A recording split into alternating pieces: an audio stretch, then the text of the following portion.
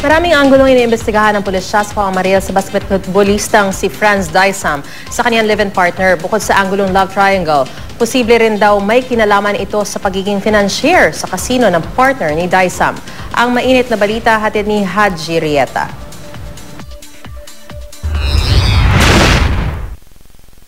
Sa larawang ito nakuha nitong nakaraang taon, makikita ang point guard player ng Letran Knights na si Franz Dysam, kasamang live-in partner niyang si John Sordan at ilang kamag-anak.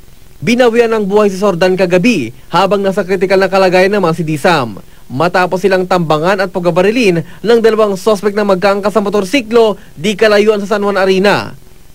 Hinala ng mga investigador, posibleng love triangle daw ang dahilan ng pamamaril. Medyo magulo yung buhay nung biktima nating babae. Imbitahan na rin natin yung dating asawa.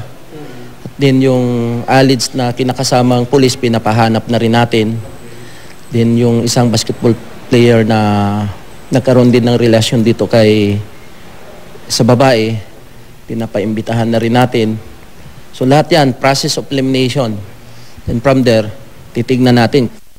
Pero isa pang anggulo na kanilang tignan ay maaring may kinalaman ito sa pagiging financier ni Sordan sa kasino. Ang mga kapatid at kamag-anak ni Sordan minabuting manahimik muna. Kilala raw nila si Sordan na mabait at matulungin sa kanila kaya't di nila matanggap ang nangyari rito. So, wala ba siyang nakaaway na ano?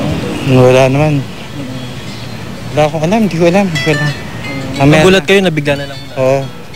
Dagdag pa ng pulisya, nakausap na rin daw nila ang lalaking nagpakilalang asawa ni Sordan nang sumugod dito sa ospital kagabi, pero di mo na ito dinetalye. Nakausap ko rin yung si Franz Dysam. Sabi niya, sir, hindi daw professional yung tumira.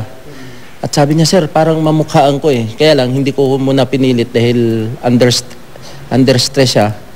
So sabi ko, pagaling ka muna, then saka tayo mag-usap tungkol doon sa mga possible na suspect.